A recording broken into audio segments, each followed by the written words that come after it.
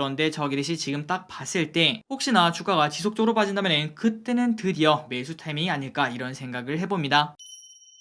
네, 안녕하세요. 주식은 역시 기릿기릿의 기릿입니다. 안녕하세요, 기름들. 오늘 ETF가 두 개가 상장을 했습니다. 그런데 그 중에 한 개가 충분히 우리가 장기 투자할 만한 그러한 ETF라고 생각을 해볼 수 있을 것 같은데요. 과연 어떠한 ETF고 그리고 그 ETF 안에는 어떠한 기업들이 들어있는지 한번 확인해보고 끝내보도록 하겠습니다. 같이 공부하시죠. 렛츠 기릿!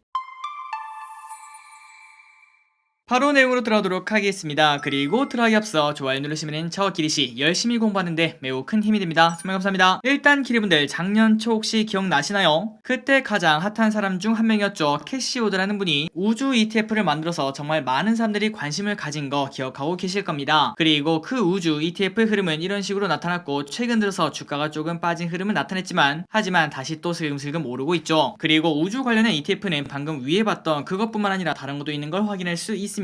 블랙록에서 운영하는 ITA 그리고 XAR 최초의 우주항공 ETF인 UFO 이름 하나 기가 막히다고 볼 수 있겠죠. 그리고 마지막으로 ROKT까지 다양한 ETF가 상장되어 있는 걸 확인할 수 있습니다. 그러니까 이미 미국에서는 우주항공에 관심이 많다고 생각을 해볼 수 있겠죠. 그리고 올해 들어서 이러한 뉴스까지 나오고 있는 걸 확인할 수 있습니다. 러시아, 우크라 전격 침공, 우크라 전쟁에 놀란 유럽, 미국의 무기 살래, 전쟁 위기감 고조의 이후 방위력 증강, 이런 식으로 지정학적 리스크가 군비 경쟁까지 만드는 걸 확인할 수 있고요. 다음 뉴스를 보자면 어차피 전쟁이 아니더라도 UAM, 드론, 무인기 등등등 이러한 기술 발전이 지속적으로 이어지고 있다는 걸 우리가 확인할 수 있습니다. 그러니 우리가 지금 딱 상상을 해보자면은 10년만 지나면은 아마 밖을 봤을 때 무인 드론 정도는 충분히 날아다니지 않을까요? 어쨌든 지금 현재 지정학적 리스크 때문에 방산 그리고 우주항공에 대한 관심이 높아지는 걸 확인할 수 있고, 그리고 플러스 지금 현재 전세계가 UAM, 드론 이쪽을 향해서 영차영차 가고 있는 걸 우리가 확인할 수 있습니다. 그리고 그러다 보니까 미국에서도 당연히 방산주가 오르고 있고요. 그 다음에 우리나라 기업도 이렇게 올라가고 있는 걸 확인할 수 있죠. 게다가 우리나라도 과학기술 하면은 그래도 어느 정도 있는 나라 아니겠습니까? 그러다 보니까 머지않아 달에 태극기를 꼽는 그런 날이 올 거라고 생각을 해볼 수 있는데요. 마침 이번 정부에서 우주항공에 조금 더 투자한다 이러한 소식도 현재 나오고 있죠. 그래서 그때까지 우주 관련주는 당연히 성장할 거라고 생각을 해볼 수 있는데, 하지만 그 안에서 살짝 아쉬운 게 있다면 바로 이거였습니다. 바로 우주항공에 투자하고 싶지만 아직까지는 산업의 완전 초기라고 볼 수 있기 때문에 어떤 기업에 투자할지 잘 몰랐다는 거, 그 부분이 가장 큰 단점이라고 볼 수 있는데요. 하지만 그걸 바로 해결해주는 게 ETF라고 볼 수 있는데, 안타깝게도 한국에는 우주 관련 ETF가 없었습니다. 방금 전에 봤다시피 미국에만 관련 ETF가 있는 걸 확인할 수 있었죠. 그런데 마침 오늘 드디어 우주 관련 ETF가 나왔다는 거, 상장을 했다는 거 아마도 기분들 다들 알고 계실 거라고 생각합니다. 자, 그렇다면 우리가 지금까지 우주항공을 왜 공부해야 되는지 정말 간단하게 봤는데요. 지금부터는 과연 어떤 ETF인지 그리고 그 안에 있는 구성 종목이 과연 어떤 기업들인지 한번 확인해 보도록 하겠습니다. 자, 오늘 상장한 기업은 이렇게 두 가지였습니다. 아리랑 아이셀렉트 우주항공 그리고 UAM ETF, 그리고 ETF가 하나 더 상장인데요. 이거는 우주항공이 아니라 MZ 소비에 관련된 ETF라고 합니다. 비타 MZ 소비 액티브 ETF. 그래서 이렇게 두 가지가 상장을 했다고 하는데, 일단 우리의 관심은 우주항공에 있다고 볼 수 있겠죠. 이거부터 확인해 보도록 하겠습니다. 일단 여기에 들어가려면 어떤 기업이 들어가야 되는가 봤더니 코스피 그 다음에 코스닥 상장 보통주 중 3개월 평균 시총이 300억 이상이고, 그리고 1평균 거래대금이 3억 원 이상의 종목이 들어간다고 합니다. 그리고 플러스 키워드를 보고 순위를 뽑았다고 하는데, 그렇다면 그 키워드가 뭔가 봤더니 우주항공, UAM, 위성시스템, 인공위성, 위성통신, 우주개발 등등등 이렇게 말만 들어도 야 이거는 우주지 이러한 키워드만 사용을 했다고 합니다. 그런데 지난번에 우리가 골프 ETF 공부했을 때 근데 골프를 딱 봤더니 야 근데 이거 골프 ETF 맞아 이런 생각이 들었죠. 그래서 이번에도 저기 대신 조금 걱정을 했습니다. 조금 상관없는 뭐 현대차, 기아 이런 것들만 많은 거니까 그런 생각을 했는데, 자 구성 종목을 보니까 전혀 그렇지 않더라고요. 진짜 우주에 특화되어 있다는 걸 확인할 수 있었습니다. 자 비중 높은 것들만 한번 읽어보도록 할게요. 한국항공우주 13%, LIG 넥스원 12%, 하나에어로스페이스 11%,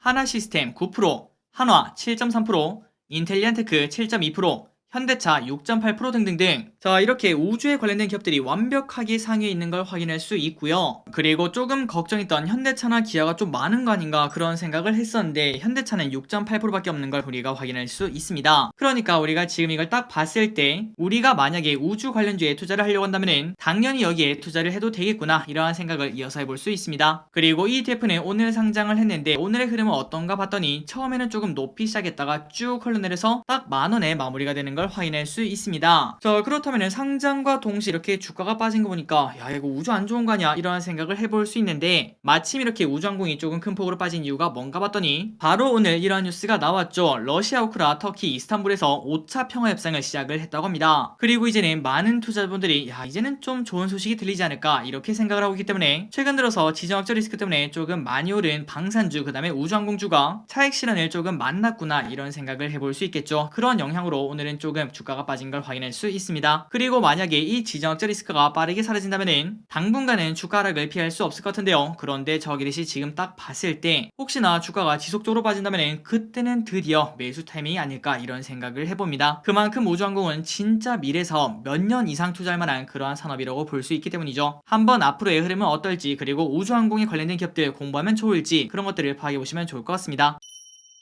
다음으로 이 ETF가 상장을 했습니다. MZ소비 액티브 ETF. 그런데 우리가 딱 봤을 때 우주항공보다는 당연히 관심도가 낮을 수밖에 없겠죠. 그리고 저기 또 개인적으로는 크게 기대를 안 했는데 그런데 구성 종목을 보니까 꽤나 괜찮더라고요. 빠르게 소개를 해드리도록 하겠습니다. 자, 일단 우리가 MZ소비에 대해서 관심을 가져야 되는 이유가 무엇인가? 월드데이터 랩에 따르면은 2035년부터 MZ세대의 구매력이 기성세대의 구매력을 뛰어넘을 것으로 예측을 하고 있다고 합니다. 그러니까 향후 지갑을 여는 사람들은 바로 MZ세대라고 볼 수 있다는 거겠죠. 그렇다면 당연히 지금 현재 MZ가 어디에 소비를 하고 있는가 그리고 MZ가 어디 기업을 좋아하는가 그런 것들은 매우 중요한 데이터라고 생각을 해볼 수 있습니다. 그리고 이 ETF는 그거를 따라간다고 볼 수 있겠죠. 그렇다면 MZ 소비에 관련된 예를 하나 들어보자면은 바로 마켓컬리 그 다음에 오아시스 이런 것들을 생각해 볼 수 있을 것 같은데요. 물론 기성세대 안에서도 마켓컬리 오아시스를 사용한 사람들이 많겠지만 하지만 MZ세대가 더욱더 많이 이용한다고 당연히 생각을 해볼 수 있겠죠. 그리고 그 결과 마켓컬리와 오아시스는 이마트보다 훨씬 더 높은 평가를 받는 걸 우리가 확인할 수 있었습니다. 그 이유 중 하나가 바로 MZ세대의 선택에 따라서 갈렸다고 생각을 해볼 수 있겠죠. 어쨌든 이만큼 MZ의 소비는 꽤나 중요하다고 볼 수 있는데요. 그렇다면 어떠한 기업들을 골랐나 봤더니 코스피 그리고 코스닥 상장 종목에 대해서 과거 1년 리포트와 공시를 분석해서 콘텐츠, 여행, 메타버스, e스포츠, 모바일 등 이러한 키워드로 필터링을 해서 하나하나 종목을 골랐다고 합니다. 그렇다면 어떤 기업인지 한번 확인해 보도록 할게요. 자, 가장 높은 거는 바로 농심입니다. 9.6%. 야, 이게 MZ랑 조금 상관이 있나 이런 생각을 살짝은 해봤지만 그런데 그 아래부터는 괜찮더라고요. 루트로닉 7.5%, 하이브 6.9%, YG엔터 6.9%, JYP 6.9%, 아모레퍼시픽 5.5%, 카카오 5.4%, 네이버 5.3% 등등등 이렇게 먹거리, 미용, 엔터, 화장품, 리오프닝 등등등 여기에 관련된 기업들이 빵빵하게 들어가 있는 걸 확인할 수 있습니다. 그렇기 때문에 개인적으로 봤을 때 일단 농심은 최근 들어 곡물가 상승 때문에 주가 흐름이 살짝은 좋지 않지만 그런데 나중에는 결국 판매가에 전부 다 전가를 할 거기 때문에 그 기대감이 있다고 볼 수 있고요. 그리고 플러스 미용은 당연히 성장하는 섹터 엔터주도 지금 현재 올해가 가장 빛날 수 있다고 볼 수 있겠죠. 그리고 작년부터 올해 초까지 많이 조정받았던 네카오 더 이상 빠질 데가 없다는 화장품을 비롯한 리오프닝 관련주 이런 것들이 포함이 되기 때문에 일단 올해만 봤을 때는 이 ETF 좀 괜찮지 않을까 이런 생각을 해볼 수 있을 것 같습니다. 그래서 오늘 이 ETF도 상장을 했는데 일단은 나쁘지 않은 흐름을 나타내는 걸 확인할 수 있고 그리고 조금 아쉬운 거는 거래량이 적다는 걸 확인할 수 있습니다. 한번 기분들 이 ETF도 공부해보시면 좋을 것 같습니다. 자, 결론을 내려보도록 하겠습니다. 충분히 매력적인 ETF 두 개가 상장을 했습니다. MZ는 올해 좀 유망하다 이렇게 볼 수 있고요. 그리고 우주항공은 계속 유망할 것으로 보인다고 볼 수 있겠죠. 그렇기 때문에 기분들 우주항공 같은 경우는 주가가 조금 더 하락한다면은 그때 분할 매수로 충분히 대응할 필요가 있다 이렇게 볼 수 있고요. 다만 MZ ETF의 거래량이 조금 적다는 거 이건 좀 아쉽지만 그럼에도 공부할 필요는 당연히 있다고 생각합니다. 한번 기분들 좋은 공부 해보시기 바랍니다. 자, 오늘도 이렇게 같이 공부해주셔서 진심으로 감사합니다. 열심히 공부하신 기분들 당연히 부자가 되실 거예요. 지금까지 기리셨습니다. 빠이요.